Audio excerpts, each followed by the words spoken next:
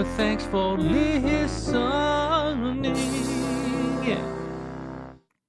Hello, everybody, and welcome to We Say Things, episode 141. Sunsfan here with Cinderin. This podcast is episode... Wow. This episode is sponsored by Manscaped. This podcast is episode. This is where This is where you read the promo. Listen up, everybody. We got a new hot promo take coming in here from our sponsors, Manscaped. So listen up. Splish splash. I was taking a bath and I noticed I have beautiful balls. Our friends at Manscaped, the global leaders in below-the-waist hygiene, are turning men's shower dreams into their favorite routine with the all-new Ultra Premium Collection. This is an all-in-one hygiene skin and hair bundle. Is designed to upgrade every man's shower routine from head to toe. Your skin, hair, and balls deserve this. Save big by going to manscaped.com for 20% off and get free shipping with the code WeSayThings. Wow. Thank you, guys. What a deal. This is their deodorant. I probably should have brought their other products. They're right over here. It's from the Ultra Premium Collection. They have body spray. They have body From the wash. Ultra Premium Collection. They have shampoo, conditioner. They have Splish, chapstick. splash. They have literally everything. By the way, do you even know what that reference is? Splish Splash? It's probably a movie, so no. It's a song. Splish Splash. That's not how it goes at all. Ooh, What? that smells good. Splish Splash. I was taking a bath. All An right, so I oldie. just Googled Splish Splash, and the first hit is Splish Splash, your opinion is trash. Well, I'll tell you what's And the not second one trash. is Splish Splash, I was taking a bath song. Manscaped. So be it's Bobby sure Darin. to click on the Who's that? link in the description to help us out. And if you're interested in buying some of their products, which are really great, we can recommend. Use the We Say Things code, like Cinderin said, for 20% off and free shipping. Thank you, Manscaped. All right, let's talk about our beautiful patrons over at patreon.com/WeSayThings. Thank you to purchasing the In Bruges tier in hopes you will promote my Steam game 4Play Chess, available to wishlist now. I have no shame. Is this kind of stuff? Is that like a month and a half in a row now? Yes. The Dota 2 card game Artifact had heroes but did not live long enough to see itself become the villain. Very sad. Vovalicious, how can I donate more than 30 USD per month to that beautiful man? Sunsfan is a question that keeps me up at night. Roundy 3, my name is not Oswald Chesterfield Cobblepot, Batman, it's ... I do not understand that reference at all, although Penguin That's is in there because you somewhere. don't know movies. It's about Batman. Batman and Penguin. Games for Falling Asleep thinks Dota could have millions of players if it were properly marketed. Disco Farm D, Vincent Darksea, Hakuna Matata, Commander Donut, Trakar Still an Asshole, Milan Miami, and the Mega Pope. Thank you, friends. And also, thank you to Nice to Meet You, Shannon, Prince of Adult Diaper Scotton, TI in New Zealand. I'm assuming that's a stream reference. Zan Xavier, Nate Thicko01 Hamscroats, Bacon, Shark TM, Freshly Seasoned. Oh, no gold balls anymore. Okay. Dop, Nothing to See Here, _ man, a Festivus for the rest of us. Ben Broomhead loves map changes and can't wait for the entire map to be new and fresh after the update. Pitch Black, Wooden Aftertaste, Anonymous, and Peter, if two pieces of the same type of metal touch in space, they will bond and be permanently stuck together, Niebling. Is that true? That's how you were born. Okay. Is that true? Everything is written so far. Okay, so here's the problem. Everything Peter has written so far in these messages has been true. So if he at some point just pulls a total scam on us, we will believe it at this point. I seem to remember one not being true early on. I don't remember. You think I watch our own episodes? I don't remember. This one I'm going to say is not real. It does not sound real. How would that not be common knowledge? That's so weird. Like, there's no sound in space. That's common knowledge now. Even though this is not space related, dinosaurs have or had feathers. Actually, they still do because they're birds, Cinderin.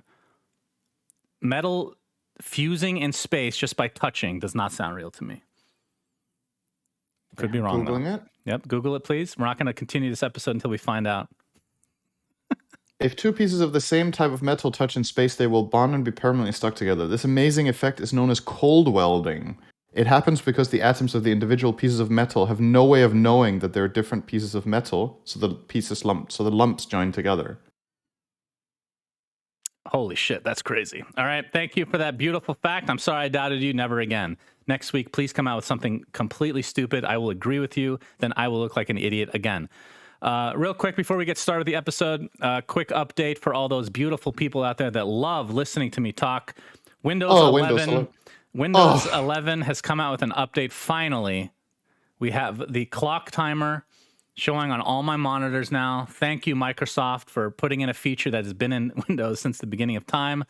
And also, Notepad, you can make dark mode now, which is cool. Oh. But I actually use it as my light on my top monitor here. So I actually had to disable it. But normally, I do like it dark mode. So very cool features. Thank you. You use Notepad as a light? Yeah, so I put before I have a bunch of professional lights and they're like give me headaches, so I started experimenting, and I have 4 monitors, 3 horizontal, 1 like widescreen up top. I just put a Notepad up there and it looks great. Like if I maximize it, it's going to make it too bright for me. This actually looks good though. Like I look better now, but I don't care because now I'm blinded by the light. So we're going to minimize it back down to a normal size window. We could probably make it a little bigger for the episode. Let's get some high production value here from Manscaped. There we go, like halfway there. Okay? Good enough for you? How bright your face is depends on the size of the Notepad you have on one of your 4 monitors. That's right. Dude, that is fucking hilarious. It's genius if you think about it. Truly genius. That is actually hilarious. Thank you. Okay, let's get started with the big topic of the week, which we brought up last week, the whole Ukraine conflict, which is still just, I don't know how you felt, Cinderin, but I have felt like, obviously I'm not affected directly like a lot of the people that are living in Ukraine, but it's so weird. Like I literally feel like I'm in a dream. I'm like sad that this is happening, especially since I've been there a bunch of times and I know a bunch of people that are currently going through a bunch of shit. It's just felt really weird. And there's like, you can donate money, which is great. Like they have a lot of great initiatives with that. But if like, you can't directly do anything, you know, you feel kind of helpless. I don't know if you felt the same. I've never really felt like this before. Yeah, it is really weird because it's a place that we have a personal connection with, right? And with people that we know that we have a connection with that either live there or used to live there or, you know, are like temporarily not there. So it is really special in that sense. And it's also just like, so obviously the way things get portrayed in the media and what we hear and consume, right? It's kind of hard to grasp the motivation, right? I think that's also what part of the problem is. Like maybe I'm just not reading or hearing the right news or whatever, but the whole motivation and reasoning behind all this is just not that, in my opinion, I mean, I wouldn't want war anywhere on anyone ever, period. But like the motivation here is just, I don't know. Do you get what I mean? Like what's... So I've heard a little bit about what's happening, and I don't want to even talk about it because I'm not fully educated on it. But I will say it is very interesting because there's going to be propaganda everywhere. Like propaganda exists in every country. The United States, even though we're not currently in a war with anybody, even though we always are, it seems, we have propaganda just on normal television. Like Fox News is like probably the most hardcore, like most biased newscasting thing in the US, but CNN is also biased. Maybe I wouldn't personally say to the same degree, but onto the other side, right? So you're going to have stuff like that. But for this conflict, it's weird because even in our last video, we got a message from somebody, I assume somebody supporting Russia, saying that we don't know the whole story kind of deal. And it's like a lot of what we're hearing is that in Russia, what's on the news is literally just completely fake. Like they're showing videos that are pretending to be in firefights, which has been proven that were actually done before the war even started. There's just a lot of like, they banned Twitter now because like, but at the end of the day, like the thing that I trust more than anything is people that are literally there, that have nothing to gain from lying about something like this happening, firsthand video evidence of shit that's going down, civilians being killed, and you're right. I don't know the true root of what the reason is. I'm not educated why Putin is doing this other than being literally insane. But I can't imagine there ever being a scenario where it would make sense. You know, it's fucked up on so many levels. But I do it's think really weird to though, be in a time. Sorry, just to finish up. yeah. It's really mind boggling when you have. I know the internet is like partially being censored now, but to live in a time where you can still do that. Like back in the day, you didn't have internet, you didn't have even phones like way back when, right? It's just weird that, like, I'm sure like the older audience that are just used to watching television, getting their news from that, sure, you can brainwash them.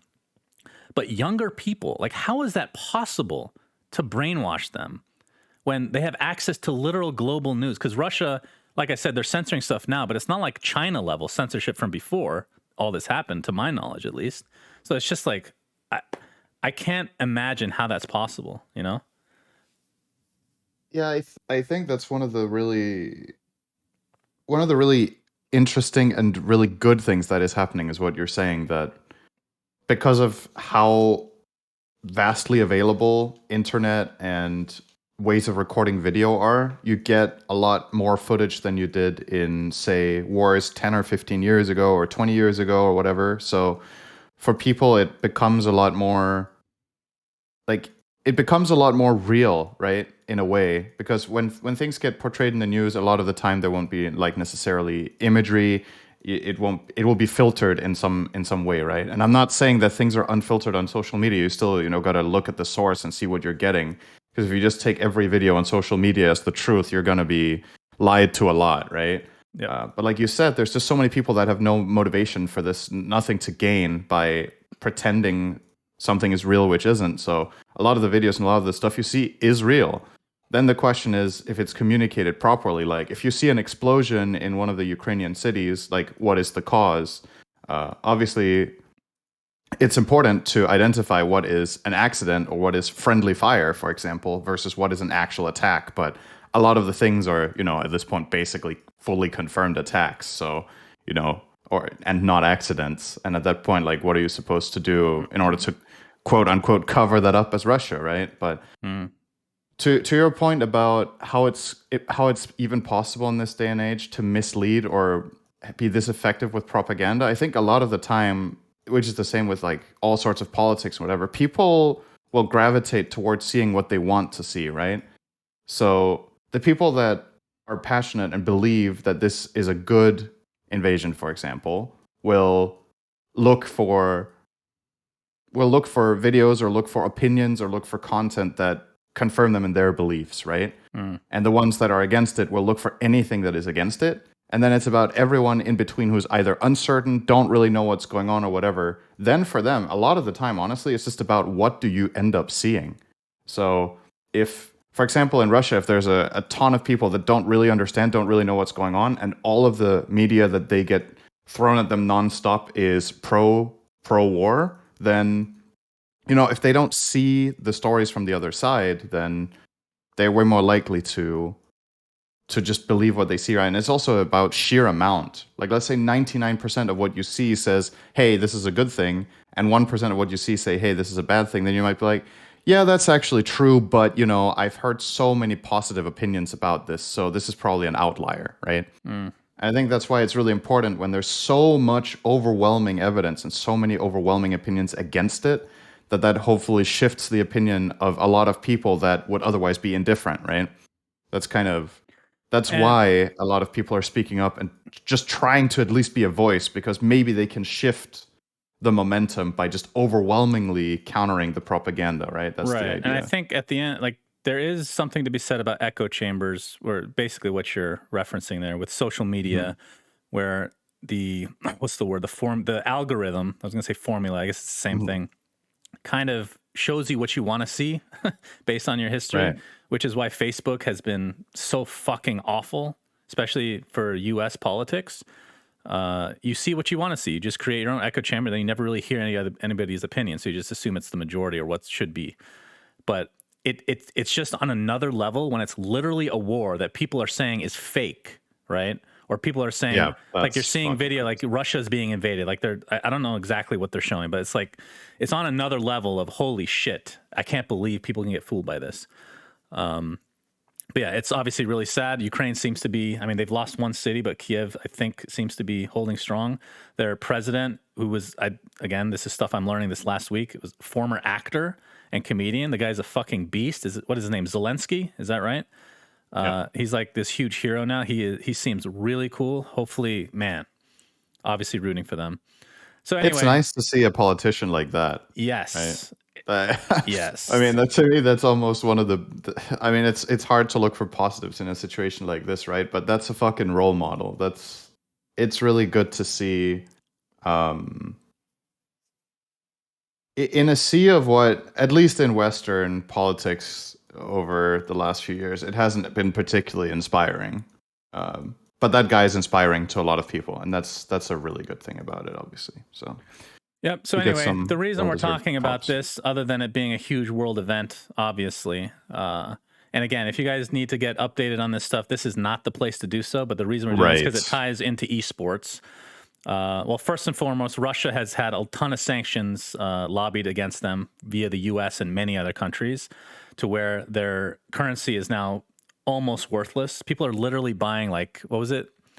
Like PS5s and like weird ass shit that they can just invest money into and then sell later, because their money is just not worth anything right now as a result of a lot of the sanctions. And in sports, regular sports, traditional sports, Russia is being kind of punished. Russian athletes, even though they're not directly involved, they're being kind of left out in the dust, if you want to call it that, which is now bleeding into esports. So Navi started off with a tweet. Navi breaks off cooperation with ES Force Holding.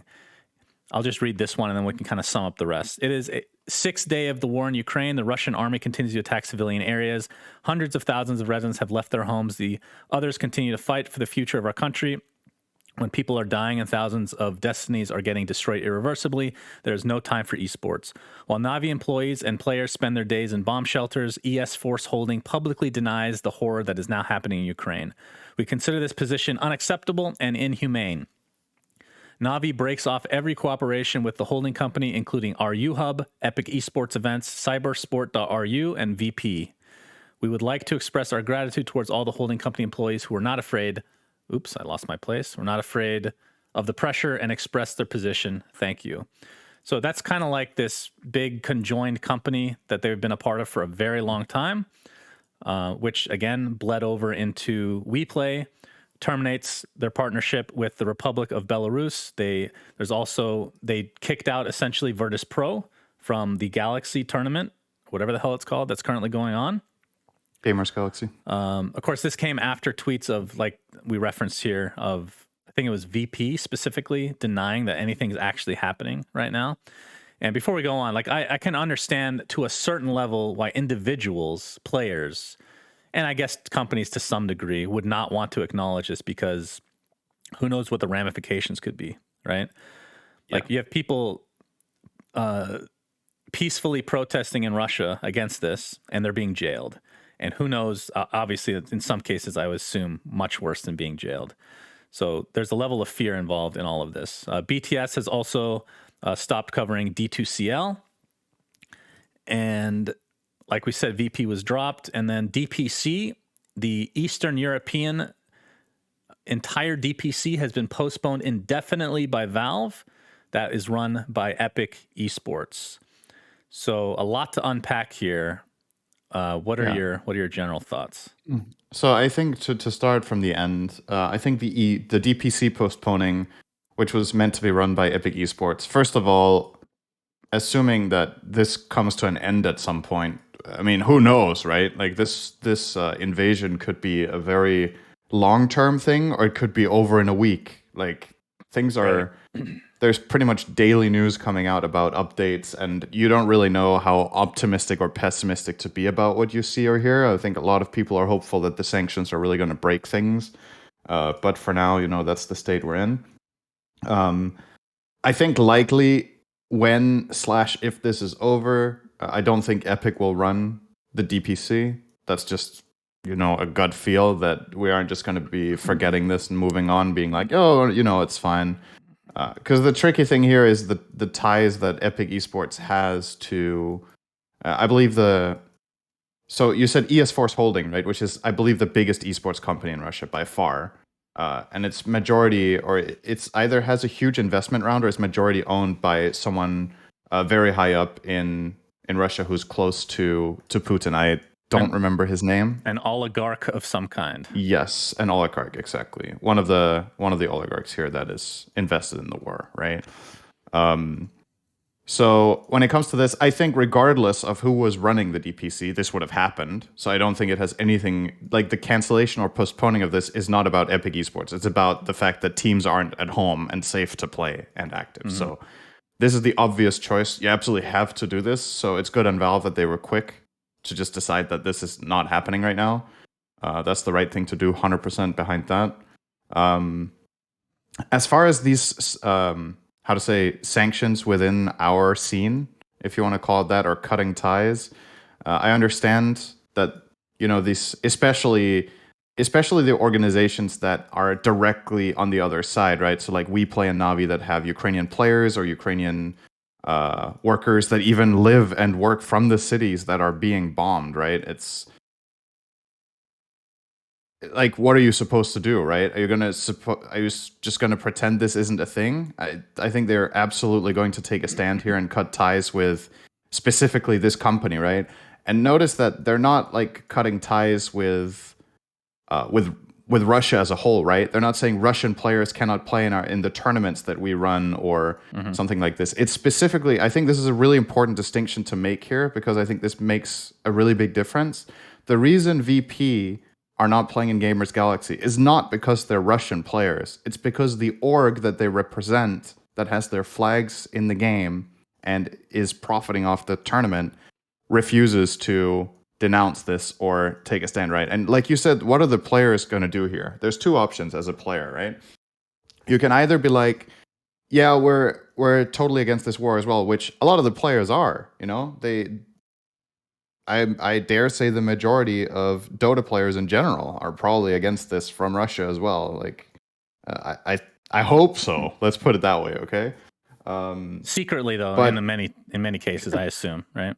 Right, but like you say, it's really difficult. So if you're a VP player and you're in this position, you might be really scared of the repercussions, and that's not only necessarily about the perspective of being fired and not being able to play for VP, but like you said, bigger punishments like being put in jail or like who knows what could happen. So I can really sympathize with the players being really careful because they might have the opinion that this war is bad and this should have never happened, but they're also under a lot of pressure and maybe the indirect or maybe direct threats like that we aren't hearing about. Maybe they've been threatened, but they obviously can't go on record and say that, right?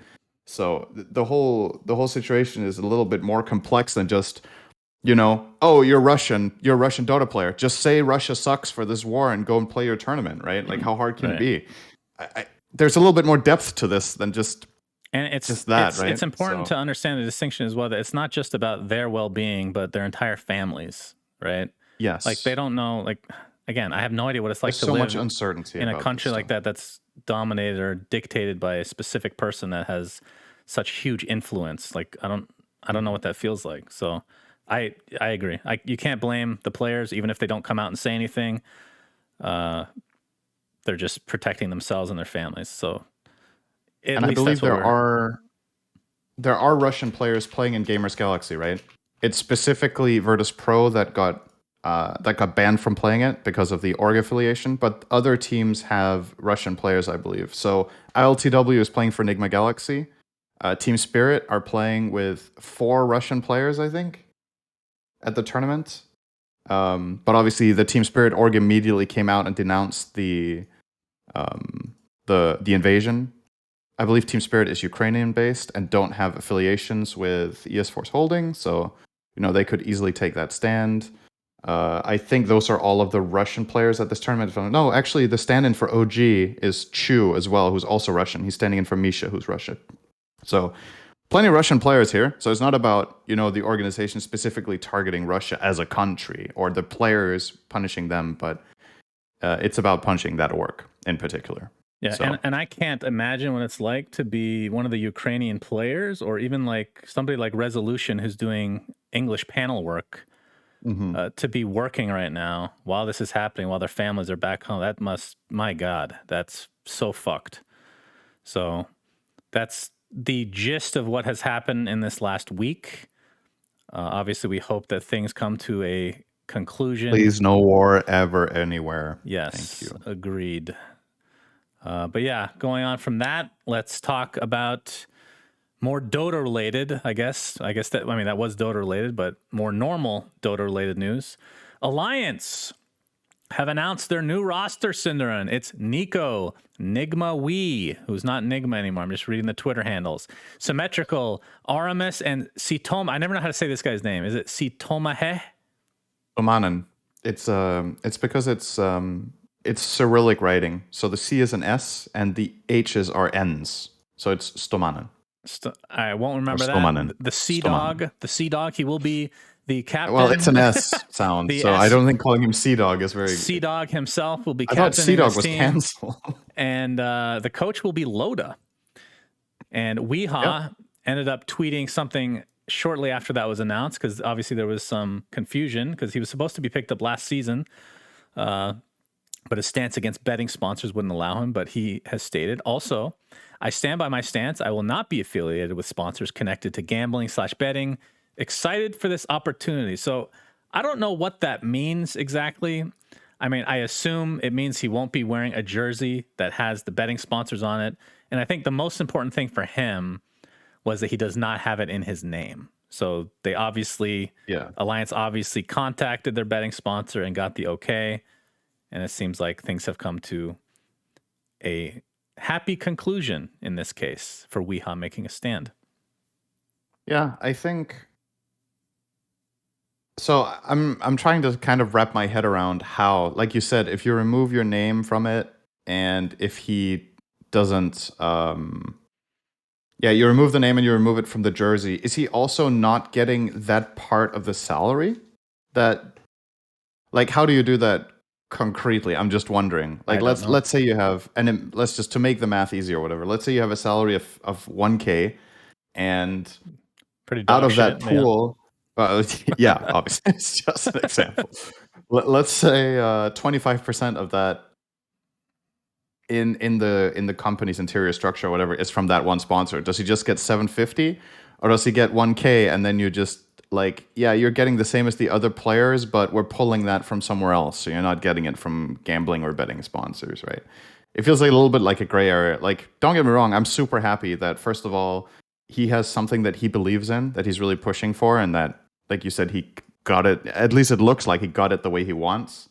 I would just be curious to hear from his perspective, like, where does he draw the line? Because I'm always just curious in people's like mentalities about stuff like this, right? Like, I what is acceptable for him? I Is would it? actually be surprised if he gets any different salary, actually. It's just such a weird precedent to set that I think they just made an exception for him. That's my gut read. Right. But who knows? I mean, maybe he'll be on the podcast someday. He did say he might be available soon. Yeah, you should ask him So in a few weeks, perhaps. I don't for know. the 7th time this month. Yeah, I think he's getting annoyed with my text. So I think I'm going to just leave it up to the viewers to spam him during his streams, which he's probably obligated. Maybe, I mean, that's one way to make up for it, right? Say, okay, you need to stream more hours to make up for this. That could be something. Plus, his stream is bigger than anybody else's on their team. So it's a benefit to have him Yeah. on the team in general, right? Even if they don't do super well. But again, they're going to be Division 2. So theoretically, they should stomp their way back to Div 1. Yeah. You would think. I mean, they need to just get top Div 2 2, right? So top 2 Div 2 seems. has also got some teams. I'm not. Yeah, Europe not is a free very win. deep. It's not free, but you should expect them to. They get are to Div definitely 1. favorites to get to Div 1. Yeah, they should be. I mean, speaking of the roster, Just to go over the players really quickly. Yeah. Yeah, exactly. So obviously, Nico and Aramis are familiar for those of you who watched Alliance this season. Then you've got Wee, that if you've watched Dota in general for the last 6 or 7 years, you'll probably know this guy. I think he's a really good fit for this team. So something that I've always said about Nico is that he's a very aggressive carry player. That doesn't mean he doesn't play hard carries, because he does, but he's very involved And I think especially the way this patch works right now, let's see how that goes down the line. But having aggressive players and putting pressure seems to be very powerful right now. The games are high paced. There's a lot going on. You put him with Wii, who is a very aggressive mid laner, and I think their hero pools complement each other very well because if Nico is playing one of his aggressive carries, they can play these high tempo strategies with Weeha playing as a playmaker. And pretty much same logic. If Nico is playing a hard carry, Wee is the kind of mid player you want to make space for you. He is willing to make the sacrifices needed to give up farm to the carry, and he's able to generate opportunities around the map. So I think he's a really great pickup for this roster, so I'm hopeful for Alliance. When it comes to symmetrical, he's a little bit of a wild card. I like the guy. I've played a decent amount with him in pubs. I think he's talented, but could run into a similar situation to what they did with who was it they had on mid before? Supreme, who did not have a good season and kind of didn't perform to the level that you would hope. So curious to see from Symmetrical if he can pull it off. Aramis I've been generally impressed with overall. I think he didn't look that good on the last roster, but that was because the team wasn't functioning very well. And Stomanen is 5 and captain. That's maybe the biggest wildcard for me overall is how good is this guy going to be as a captain for this team? Because I primarily remember him as a 4 player, playing a mobile and active style of gameplay. But as 5, you're a little bit more stifled, you're a little bit more grounded in laning and in terms of movements. And as a captain in general, for this team, like how's the dynamic going to be? How are they going to trust him? How are they going to build their strategies? And then Loda back to coach. Like, how well is he in touch with the game? Like, I don't know how good Loda is anymore. He's definitely not high immortal. He doesn't really play anymore. Not that that's a requirement for being a coach, but it gives me this vibe that Loda is primarily going to be like a life coach for the team rather than a strategic coach. Because honestly, I like the guy, but I don't know strategically if he has the depth that it takes for the game anymore. I would happily be proven wrong. Like, maybe he's really in touch with the meta and drafting, but I think you need to play at a certain level and play a certain amount. You can do analysis, which is, for example, let's compare Loda to Immortal Faith, right? The coach of Game and Gladiators, who won the EU regional finals. He is also not like a top player, but he's top 1,000 Immortal, and he plays a lot. So I think he's very much in tune with like the pulse of, has his finger on the pulse of the game, like what's meta, what works, how do people play, how do we move around the map. So I think he has like I'm not a going bit to more name depth. names. I'm not going to name names, but there's been a couple people in the past who have been very highly rated, who have retired, and they've come back like 6 months later just to do like analysis. Let's just say just analyst work, Right? And they don't know shit. Like they sound like they know nothing. Like it's amazing how fast. I mean, obviously you can get that back relatively quickly if you put in the time, but right. Like, we don't know what's going on behind the scenes. But you can lose touch super fast in Dota. Things move really fast.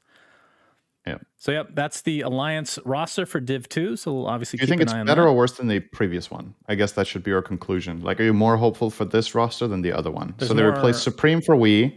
Who did they replace for Symmetrical again? Lelis. And then they replaced Hanskin with Stomanen. Do you think this is an overall upgrade? I think so. On paper. Like, the one I'm not 100% sure about is the 3 position. I think Lelis is really good. It just sounded like it was a personality clash, most likely. I think he's like one of the biggest free agents right now. I'm surprised nobody's picked him up. But yeah, he's very good. Overall, I mean, I'm a huge Omar Weeha fan. Like, obviously, I think he's always going to do well and always super underrated. And again, I'm just going to finish with this. I say this every time. The thing that makes him the most valuable player on a lot of teams, and I've had firsthand experience with this, is he is willing to be the scapegoat always. Very easy to play with, very easy to work with. And if somebody makes a mistake, he will say it's his mistake. He'll literally make shit up out of thin air and try to take the blame. And he's able to take it. That is such a rare quality in a mid player, especially. Like, I could see that in like a support, but a mid player doing that's fucking crazy. So that is really crazy. But what is he going to do if the team is having issues and discussions about the betting sponsor? Is he going to take the blame for that one? It's gonna be like, it was me betting, guys. I'm sorry. All right, that might be the exception then in the rule, but looking forward to see what they do in the future.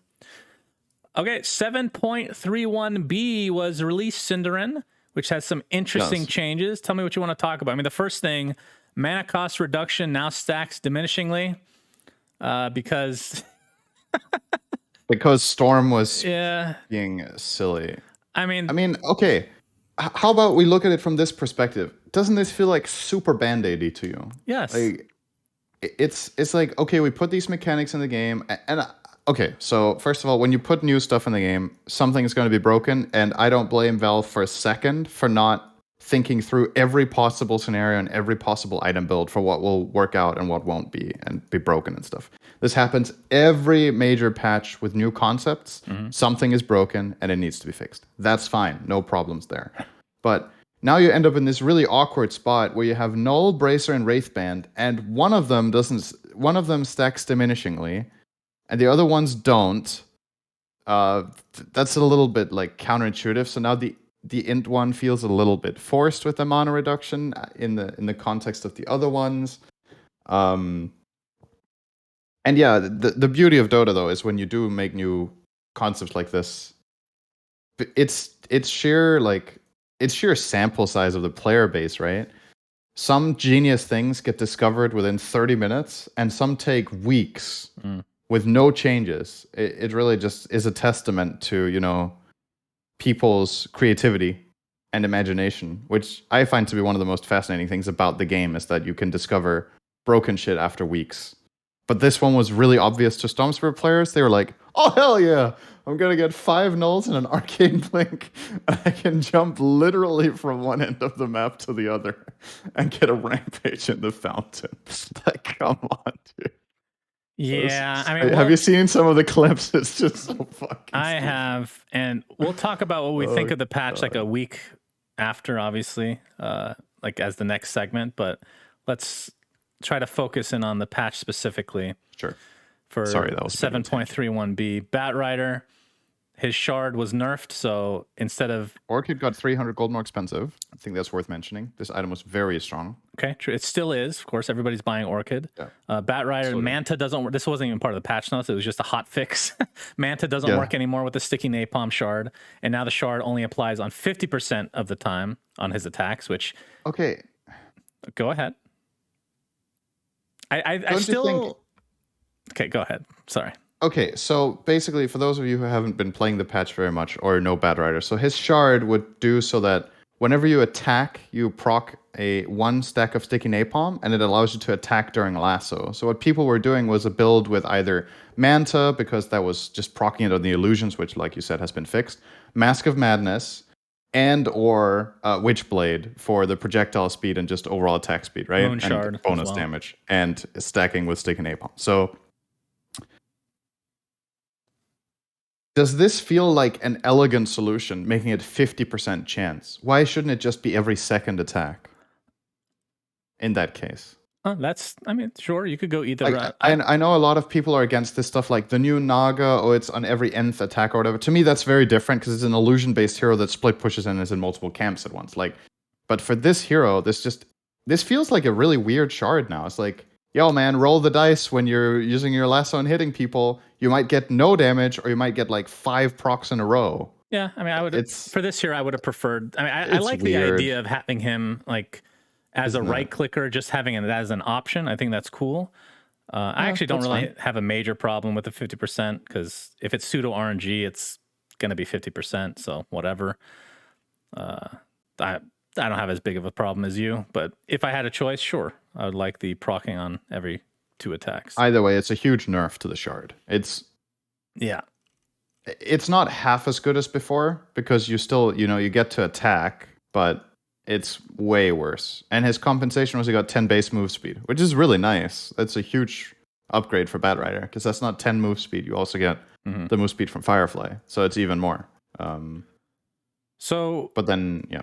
I'm skipping a bit here, so you can tell me if you want to talk about something else in between. But sure. Naga Siren, so wasn't aware of this when we read it the first time around. The way that her procs work, it was every 5 attacks at that time. The debuff is applied to the enemy, correct? Not your. Am I thinking of this backwards? Okay, so the way it worked last patch was that Naga needed to hit the same target X times to proc Riptide. So there was like a counter on the enemy, and whenever it reached 5, you would proc Riptide on all of your Nagas. But each Right? illusion would have its own different proc, right? It wouldn't stack, would it? It would. So the So reason if it's you bad and is because illusions are just spread out, just attacking different targets, and you're not going to get shit out of it for the most part. And a lot of the time when you got farmed, you would kill the enemy target before you reached 6 hits or 5 Right. hits. So then you wouldn't even proc Riptide, right? Mm. The way it works now is that whenever it's just a solid counter now on you. So whenever your illusions and you are hitting anything, you stack up the counter and then it procs a lot. And this is a huge farming buff from my understanding, even though the threshold is now 6 instead of 5, because if you place your Naga strategically in different camps and you're just hitting anything, you're just proccing Riptide everywhere very reliably. And as a result, they've nerfed the damage on Riptide as well to try to compensate. I don't know. I wonder what prompted this redesign to begin with. I thought Riptide being percentage based was actually not that big of a design flaw. I think some spells should not be percentage, like you could tell, in my opinion, with the whole Batrider Shard. That one's a bit weird. But Naga having Riptide on a percentage was not bad design, I think. So I don't know why they wanted to rework this to begin with. But we'll see. It's going to find a healthy medium at some point with balance. This version is definitely better than the previous one, the 731 one. Well, I mean, that's to go off of your point. Like, once this is quote unquote balanced, is it going to feel any different than the old Naga? Like the It's going percentage to feel based? more reliable, right? But like in a game, like theoretically speaking, if it ends up being around the same power level, there's not really that much difference, you know? Over the course of an entire game, no, but in an individual fight, yes, right? So Okay. it's like, it's kind of like when you change bash from true random to pseudo random, right? You might get roughly across a 40-minute game the same amount of bashes, but you're very unlikely to have a fight where Void just bashed a hero 6 times in a row and won the game, and then you feel like the game is unfair. So it's kind of that logic, I think. So Yeah. one other change that I'm going to talk about is Pudge, because he's interesting. Flesh Heap is no longer dispellable. The cooldown has been decreased dramatically at level 1, and the duration, it scales better but starts off worse. It still feels like this hero is objectively worse than before. Yes. Like going from 3 strength per stack to 2 is a giant nerf. Not having magic resist, giant nerf. And instead you give an active on Flesh Heap, which is okay, but you have to activate it, which inherently makes it worse. I genuinely think what they should have done, if they wanted to go for this Flesh Heap, which I appreciate, I like the idea of giving this an active component. I think they should have not nerfed anything else. And his win rate would be looking solid, right? The reason this sucks so much is that you nerfed other aspects of the hero in order to give him Flesh Heap, which is, it's nice sometimes, but the problem is, for this skill to be good, you need to level it up. Yeah, but when true. you level this up, you suck, because then you don't have Rot or Hook maxed. Yeah. So that's really bad. That's so this effect true. essentially doesn't really do much for you until you're like level 14. Okay, what about this? You know, so with all these like- nerfs in mind, I mean, first of all, you're right. They haven't changed anything in the fact that you still have to get Meat Hook and Rot first, right? Nothing has You changed. just do. Yeah. What if, with all these nerfs, they increase finally the fucking AoE of this spell so you actually get stacks more consistently? That will make up for the nerfs to the strength. I don't know if that will matter enough, honestly. The problem is, again, Really? even if, like, let's entertain the idea that you're popping off on Pudge, okay? You're having a sick game, and we're 12 minutes in, and you have been in 10 kills, okay? Something extraordinary. Then you can start leveling Flesh Heap to get that extra little bit of strength, but essentially, if you do that, you do less damage. So you're still going to want to level the other 2 spells first, and that means once you do get Flesh Heap maxed out and the strength feels really good, you're now at a point where you would have probably, a lot of the time, almost rather have had the old one anyway, where you just had more strength. So let me ask you just a general question. So the difference between 3 and 2, do you think that if you increase the AoE to be double, like what is it right now? It's really low. Is it 800 or something stupid? Don't remember how much it's less than that, I think. So let's say you double it. Are you saying you're not involved in 33% more? Or I guess it would be 50% technically. More kills? Stack in radius is 450. You double that to 900. I feel like that's better than before because now you don't have to be like, again, this is like completely subjective based on my personal experience, but it feels like I never get these stacks when I'm like just out of range. 450 is nothing, you know? Yeah, it's essentially you need to. It's generally you are dismembering a target and they die, or you're running them down with rot in lane. Right. Every other kill in team Now fights doesn't you're really. in the area and you gain strength.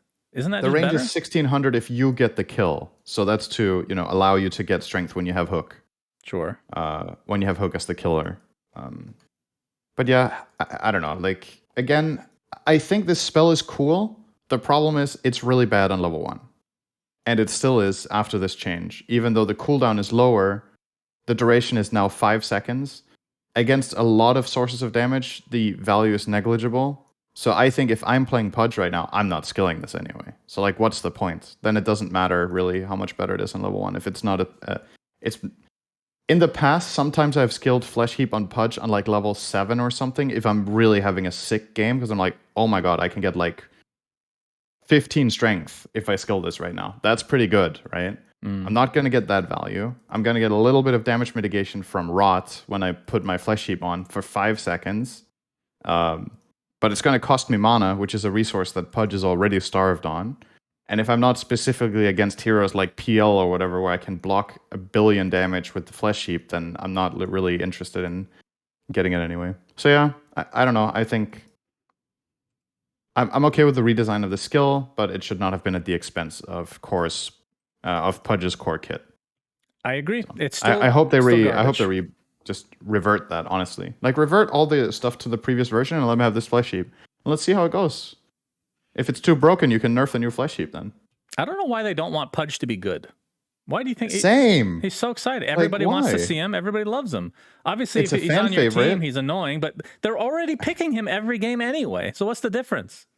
It's a fan favorite. People like seeing it in pro games, which never happens, by the way. So it's celebrated when it gets picked because people really like the hero as it's fun to watch. It makes moments. And even if it is, like you said, if it is really popular in lower skilled games, like his win rate isn't broken anywhere. So it's not like people might be frustrated with it, but it's not. And it also doesn't feel like an overwhelmingly hated design in comparison to like the old techies, right? Yes. I understand it's annoying to get hooked, but ward the map and get good, dude. Get good, bruh. Yeah. All right. So that was patch 7.31b, which I guess also came with a ninja patch or buff to Primal Beast. I'm not going to read it all, but basically he just got a lot better. We'll talk about that hero as well, which we might as well do that now because we can talk about our reflection a week later after the patch has come out. So we can just pick like the main points we want to talk about. So I'll start with Primal Beast. Last time I checked, his win rate was like 45%. I think he's very good, like very strong. And a lot of the people playing him are just really bad with him, which, he's new, so it's expected. I think he's just objectively a strong hero right now. Your thoughts? Yeah. His shard is garbage. That's maybe the worst shard in the entire game. I think people... first of all, the shard is bad because it doesn't even say what it does, so you don't know if you should buy it. So I think a lot of the times people buy the shard, they get surprised with how weak it is. I think not just that, Cinder, but when I've played it, what does it tell me to buy every time? Aghanim Scepter. People are buying like the shittiest items because it's recommended to them by the game. There isn't an Aghanim Scepter, and then it says buy shard, which doesn't synergize with literally any of his other abilities. This is why it's a 45% win rate. But I wonder if there's some sort of cult in Dota that specifically every game they play as a 5-stack, they just buy the worst items to try to shift the win rates and try to shift the recommended items. That would be interesting. Pretty funny. When it comes to the shard, okay, I'm just going to read out what this shard does, and then I'll read out another random shard so you can compare the two, okay? Okay. Primal Beast Shard, Rock Throw. Primal Beast throws a rock at the target location that stuns and damages enemies. The rock cannot be thrown within a minimum range of Primal Beast. Okay, Timbersaw Shard. Flamethrower releases a 275 width flame that extends 400 range in the direction Timbersaw is facing. Applies a debuff that deals 80 damage per second and slows by 30%. Affects buildings but for 40% damage. Lasts 7 seconds. Debuff lingers for 2 seconds. Alright, what was the difference between those two shards? Numbers. One of them actually fucking said what it does. No, technically, I was expecting worse. I mean, How are you it did supposed say to gauge whether you want to buy this item? It doesn't say what it does. Dude. it says it What? throws a rock and it stuns. That's that's enough for most How people. far? How long? What's the mana cost? What's the cooldown? I mean, I don't know, dude. Just try it. Do you agree that it's a garbage shard? Like really bad? I don't remember the numbers, so I don't know how bad it is. All right. Actually, now that I think about it's not that good. I would like to talk, even though this is not part of the original outline here, I want to talk about Ags and Shard for this hero because the past couple I've had trouble with, and I think Valve has as well, considering Marcy's Shard and Ags. I literally don't remember what they do because they're so fucking weird and they're going to get changed anyway. I have some ideas that I want to run by you, okay? Okay. So Shard and Ags for this hero. I'm trying to think of which one's which. So I guess Ags would have to be... You're not like Rock Throw as a concept? You could just buff the shard? Wait. Or do you think it's boring? It's okay, boring. Sorry? It's boring and it doesn't synergize. Ags is... Well, first of all, I don't want to add like this whole... Okay, hang on, Shannon. How does Rock Throw not synergize? What do you mean? How does it synergize? You want to be... You throw the rock at an enemy, that stuns them, and then you can connect your onslaught. How much time does it take to use Onslaught? My God. Does it stun for 10 seconds? Is that what it doesn't say in the shard description? If it's stunned for like 2.5, that would be enough to connect on max range, right? It's garbage. Anyway, can I please tell you my amazing idea? Yes, absolutely. I love your ideas. I am more confident that this will happen. Okay, first of all, you don't want to add the whole BKB, while using ult or anything like that, because they've done that a million times. Okay, so I'm just ignoring that. Aghanim Scepter procs items. So you get lifesteal, you get like slow from Scotty, you get the trample. on trample, sorry. When using trample, it procs items. So you can go for totally different builds. You can get lifesteal, you can get MKB, which procs, you can do literally, Maelstrom would probably be like the main thing that you would buy. Okay. That's the Aghanim Scepter. The Shard uses Rock Throw, except while you're channeling your ult, you're slamming them, Shard or the rocks will randomly hit in an area around you while you're ulting. That sounds like a cool scepter. It's not that good though. I mean, that depends on the values and the amount of rocks. You have to buy a BKB to make that work. That's why it's a shard. I guess I don't know how good the trample eggs is. Like I'm trying to imagine. Because I'm putting both in Project Horse, so I can test it before Valve, and they can steal my idea. That's good. Yeah, I think those ideas are pretty good overall. Thank you for hearing me. And I will say, by the way, about this hero as a general concept, I think the reason its win rate is low is two things. Like you said, number one, people aren't playing it correctly, aren't playing it well. But secondly, I also think this hero is a little bit situational in terms of how valuable it is. So there are games that you pick this hero that it is the god of the map. Like there are lanes for Primal Beast that are insane. If you're laning against double melee that don't have any movement abilities, what the fuck are they supposed to do? Like, you're just going to trample all over them. If they somehow escape, you chase them with Onslaught. If they hit you, you have Uproar against the melee heroes that are largely physical damage, right? So given... I've played this literally one game in a pub, and I played against... Let me just check my history here, because this was pretty interesting. I played against Ricky Weaverlane. Okay. So whenever Shikuchi had been used, I could literally just kill Weaver if he showed his face. I could just charge at him and trample him, because it's a 15-second cooldown level 1. And Ricky, he could blink strike away, but if the waves were close to each other, I could just start trampling him, and he had to choose, am I giving up ground and giving up farm, or am I trying to get CS? So that was like a super easy lane for me. Then, in contrast to that, you can have lane matchups with like ranged heroes that have mobility, or ranged heroes that just have, easy targeted stuns ruin this hero, right? You're super dependent on being able to move freely. So something as simple as Frostbite from Crystal Maiden or Lion Stun or any of these things can just make your laning way, way worse. Because Trample has a pretty big cooldown, right? It's like 30 seconds level 1. That's a really high cooldown for a level 1 spell. Yep. So Primal Beast is inherently, just again reflected in his win rate, very situational in how good it is. But is the hero fun? I would say yes, based on the game I played and what I've seen. It's fun to watch. It's fun to play. But it just has major weaknesses and major strengths. So yeah, and I would say the fine. one thing I like him overall. I think he's really fun. The one thing I don't like is that BKB is just required literally every game, and it's not just like you need it at some point. It's like your first item, which I would say it would be nice, like with his passive. When you activate your passive, you slow enemies, you gain damage, and you gain armor. I think it would be cooler if you, instead of armor, you gain stat. I know you hate this. You gain status resist instead, because he's just so reliant on not being stunned for him to be of any use, So yeah, that'd be good for that. Trample, but it doesn't help Pulverize, right? Because that gets interrupted by 0.1 second stun. Yeah, but Pulverize helps itself by having a 24-second cooldown as an ultimate ability. That's fucking good. Would you like Pulverize more as an ability if it had a much longer cooldown, but you were magic immune during it? Yes. Or do you like it more in this version? So obviously it would be more effective, but I like the fact that it's an ultimate with a super low cooldown. It makes it more unique. So I actually would prefer it this way, and then balancing the rest of the hero around, making it so it's less BKB dependent, perhaps. So in your first week, what are your thoughts? What are your thoughts on techies? Because in my experience, not nearly as annoying as before, which is a win for everybody.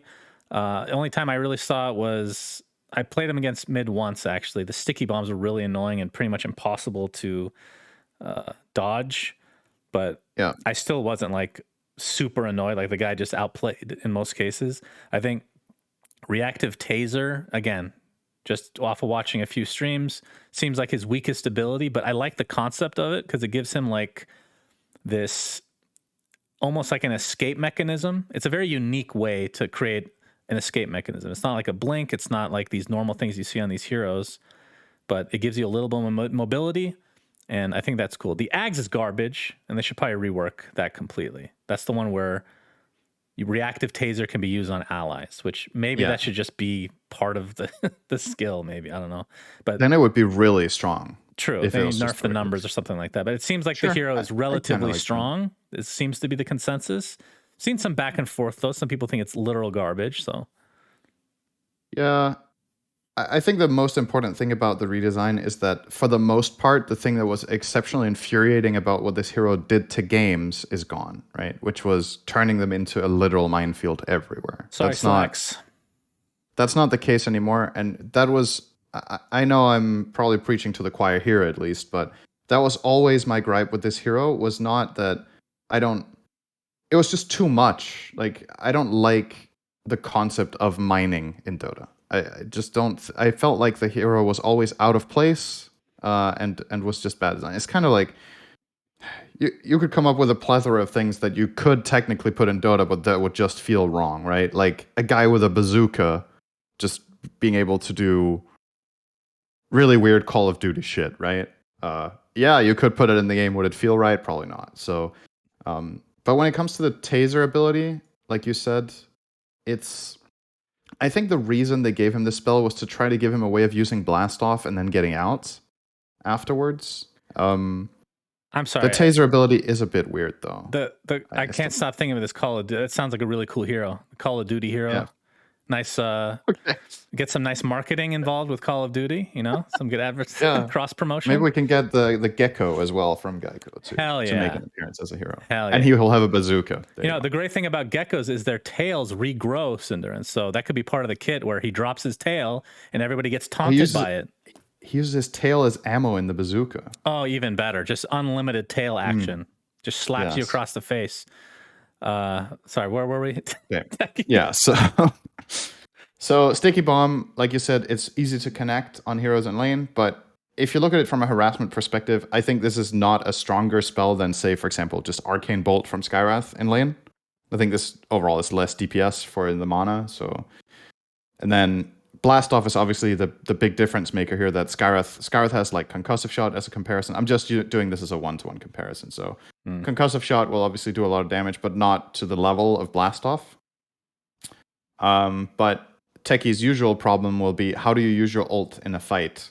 It kind of needs to be preset. People need to access the area that you're in with the proximity mines for them to be effective most of the time. Because if you do jump in and try to place mines, you're going to get stunned, you're going to get silenced, you're going to get something. What you're not going to get is hit, because you'll get disarming them with the taser, but you're still going to be controlled by something, unless the enemy draft is absolute shit. So, that's the one thing to me, and that was also what stood out when I read the hero the first time, is that taser just feels a little bit weird, and I still think it does. But like you said, maybe if you make the Ags as part of this spell, and you make it weaker, so you can use it on allies, that gives him a different purpose, or you redesign that spell somehow. But overall, my impression of Techies now is definitely way less annoying, and like you said, I think it's like mixed opinions from the players themselves, whether it's fun or not.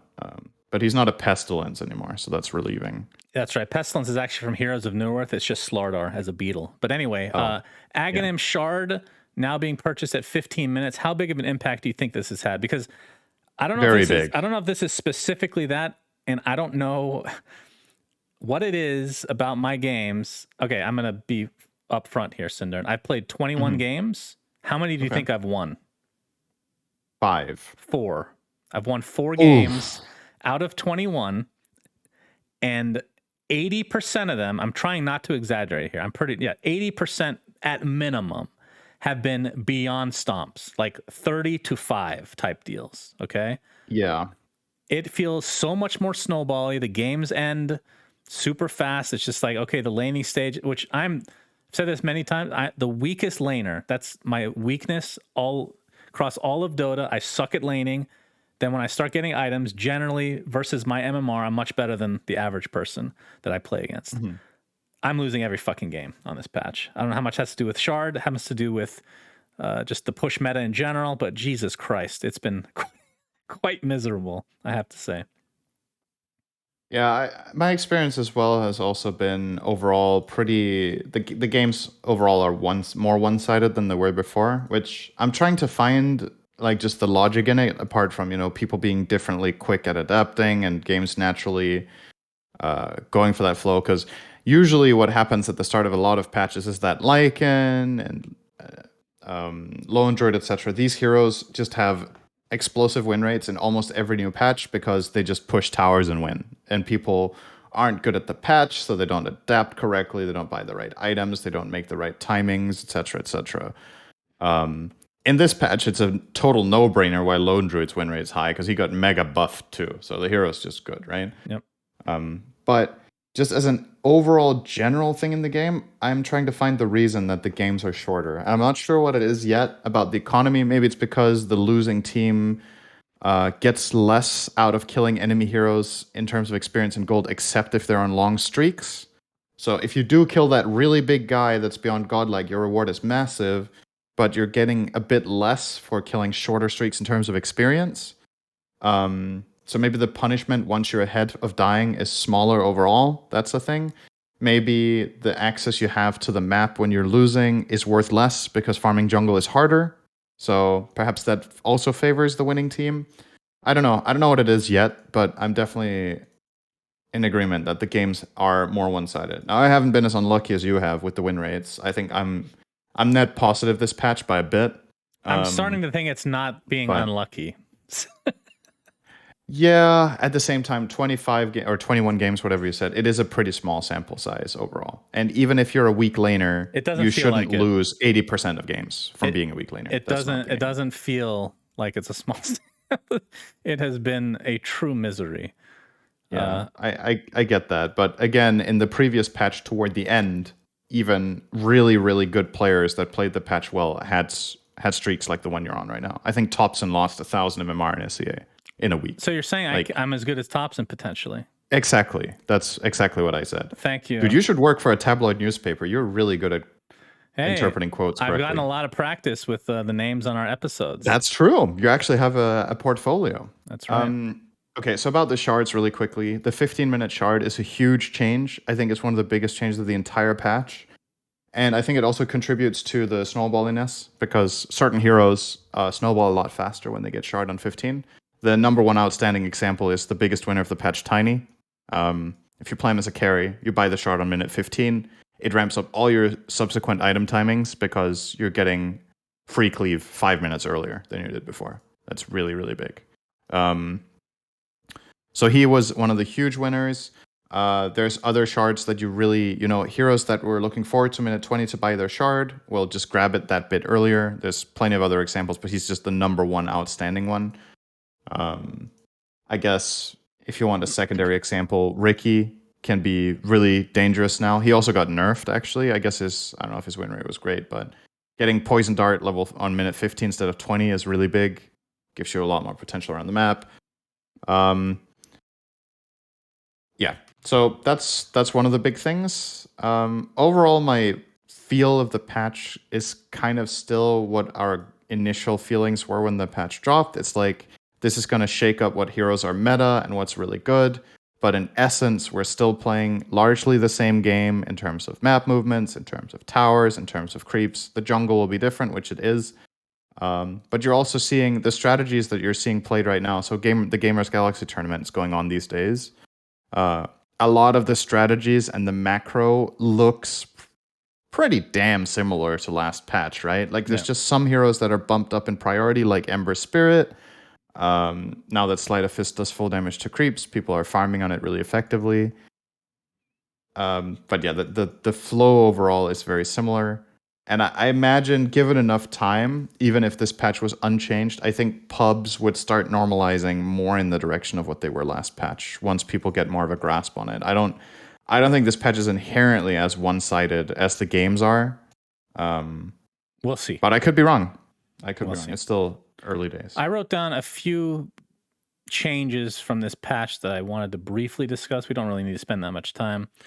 Most of them are hero related, but the one that's not hero related is the Bracer Null Wraithband 25-minute thing. Right. I think this is my least favorite change they've ever made. Maybe that's not true. Let's not go crazy here. It's one of my least favorite changes they've ever made to Dota. It's just such a lazy design. Yeah. And I just don't like the idea. Now, do I like having my Bracer double in strength, or in, like, not literal strength, I guess in some ways strength. Effectiveness, thank you. After 25 minutes, sure. Do I think it's good for the game? Not really. It's very lazy. And I thought that after a week of playing, maybe things would change. Maybe my thought process would be tweaked, but not really. I think I still can't stand it. Again, it kind of feels like, there's certain elements that are put into the game that you feel like they're just testing, right? Like, caster introduction was my favorite thing to hate on this patch as a concept, getting that on Bane and Tinker. Like, there's two heroes that have caster introduction with their spells. And then you have this concept with items that scale after a certain amount of time. I think they're testing to see, first of all, what's the community reaction? Is this interacting with win rates the way we imagine? And I think the problem that they had was that every hero almost was buying either, except supports, were buying either Wraithband, Bracer, or Null, and then they would always just bin them later. Just sell them for half value and get bigger items. And that's fine, right? Like, that's the logic those items had, and I saw no problem with that whatsoever. I don't know why we need to maintain them.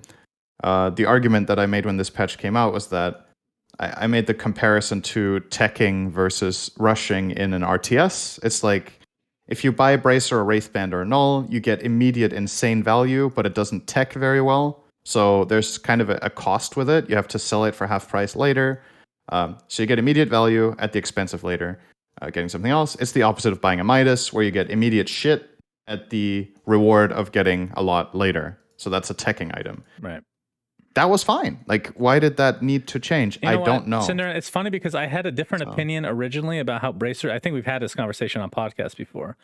Mm-hmm. That analogy of StarCraft was so good that I'm on your side now. Whatever you say, I'll follow you when it comes to Bracer, Wraithband, Null. Okay? Very good analogy. It's funny because I'm kind of in the same camp as you, where I'm playing my Crystal Maiden 5, and I buy 2 bracers, and minute 25, I'm just like, oh, great, I just got another 200 health. It's nice, right? It feels good, but that doesn't mean it's good design. It also feels really good to find an amazing neutral item, and I still don't All right, we're gonna agree to think that's disagree on good that design. one now. Right, fine. Let's move on, But, yeah, okay. because I know you can go on But forever about this shit. I'm not going to go on forever with that. But about the Bracer Wraithband Null thing, I think it's fine that they're testing the system. I don't think it's very good design, personally. It also doesn't ruin the games, but then you have outliers like people buying, like we had the Storm thing, right, with all the nulls, which got nerfed. You've heard about Lone Druids buying Wraithbands minute 25 because it's insane value to buy them on their hero because they share armor with their bear.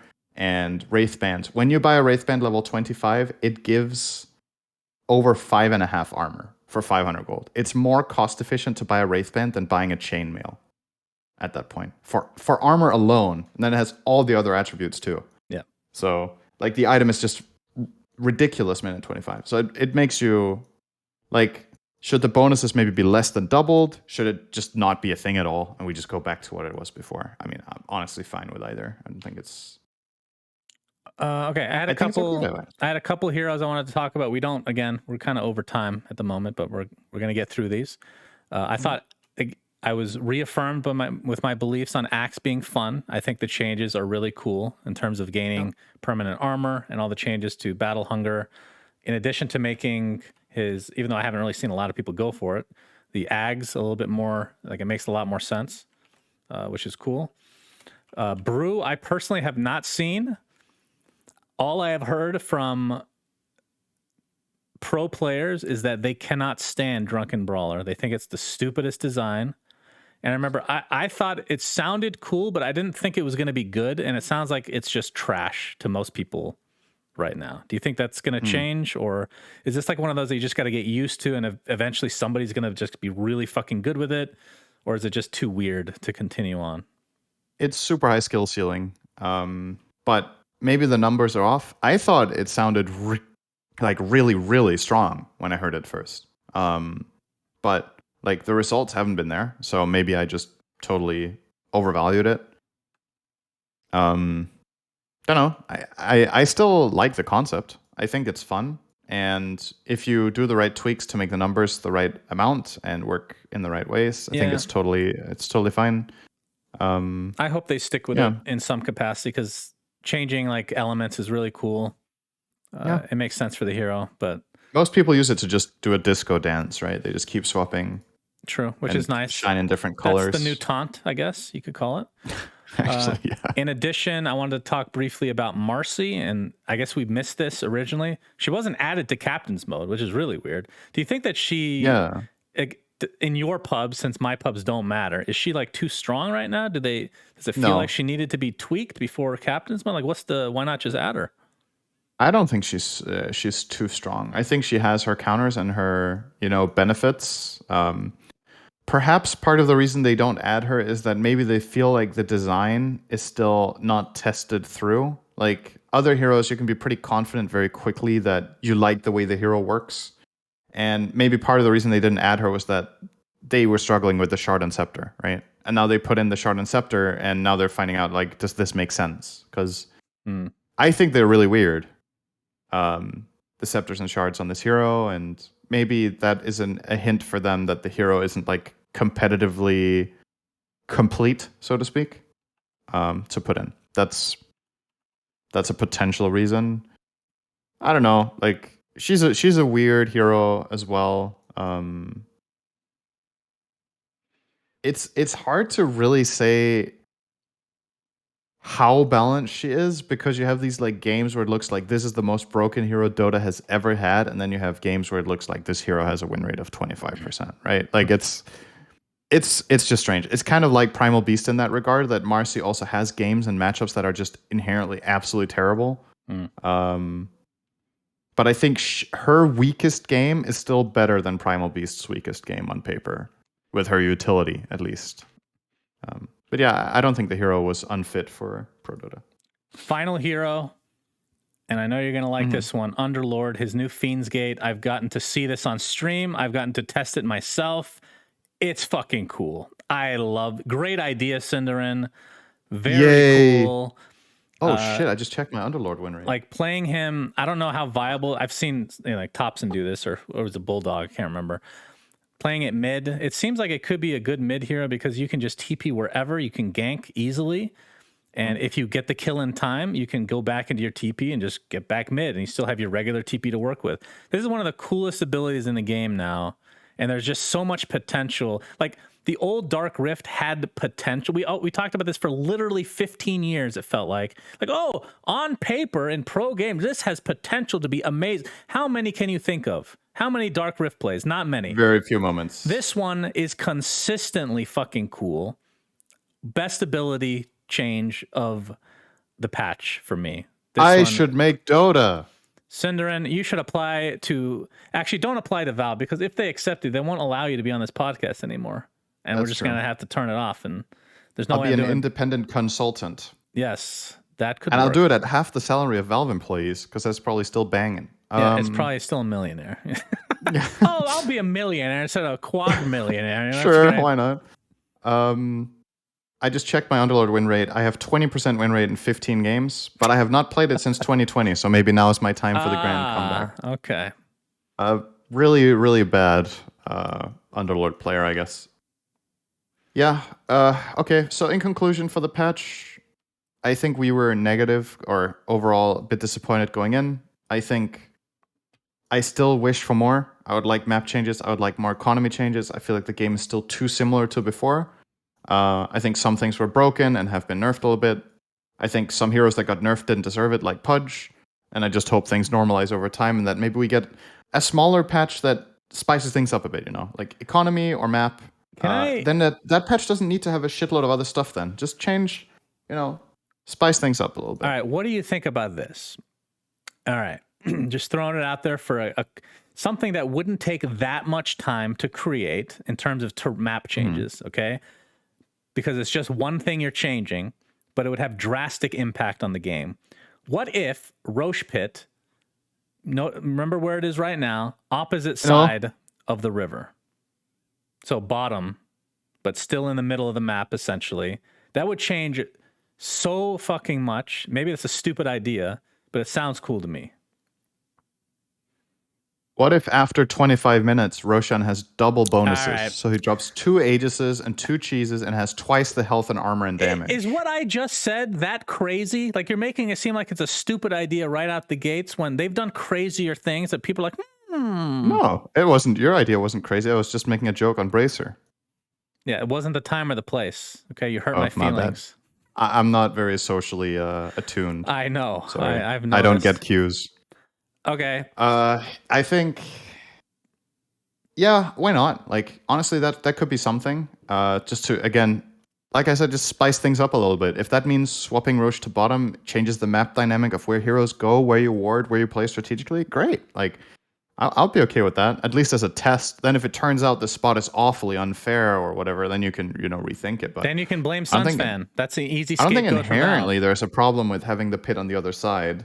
As long as the area around it is designed in a balanced way. Exactly. Right? Like the problem before, like the original Dota, the location, the reason it wasn't good, even though it was on the bottom of the map, is because it was on Dire's side. It wasn't really a symmetrical kind of deal, which it kind of, to some degree, is now. So I think that would be spicy for sure. We had I think we gave our ratings for the patch last time. What did I give it? Did I give it a 5 or a 4.5? And you gave it a 6.5? Something like that. Maybe I even gave it a 4. I might have given it a 7. Do you stick by your vote or your ranking, or did it change after a week? I mean, I have lost a lot of games, but it's not just about playing. It's also about watching Dota. Like, I love watching pro Dota. Love casting it. So yeah. I'd stick with about the same. I think I'm sticking with mine as well. I still was hoping for more. My pub game experience in terms of win rate has definitely been better than yours, but I still... It's hard not to be better. Yeah.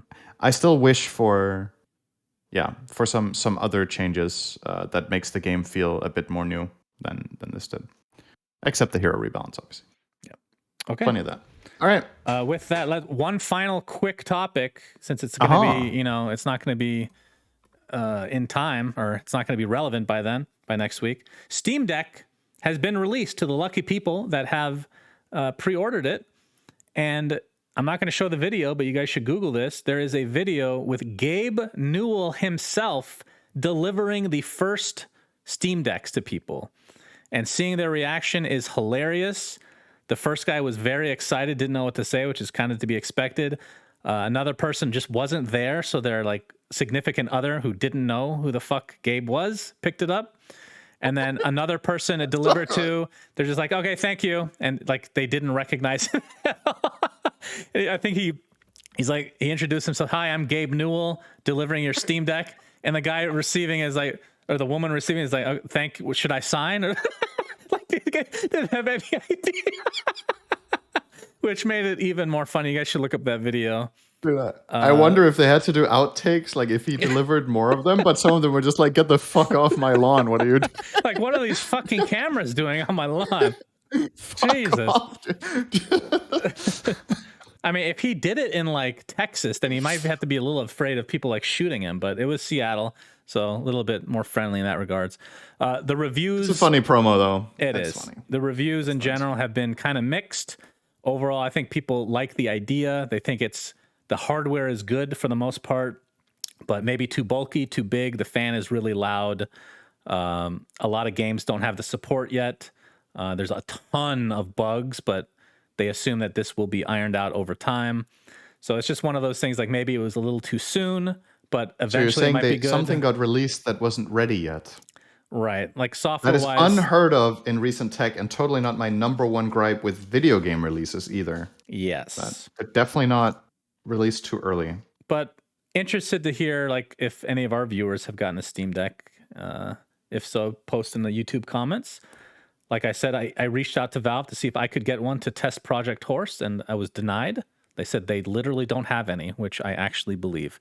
They said Gabe doesn't want to come to Arizona. Yes, he So does not want to you make couldn't the get it trip. delivered. Understandable. Okay, that will do it for this week. Thanks for watching, everybody. And until next time, Suns fan and Synderen signing out. Goodbye. Bye. We say things that don't mean Subscribe. anything, but thanks for listening. Manscaped, Manscaped, Manscaped. Yeah.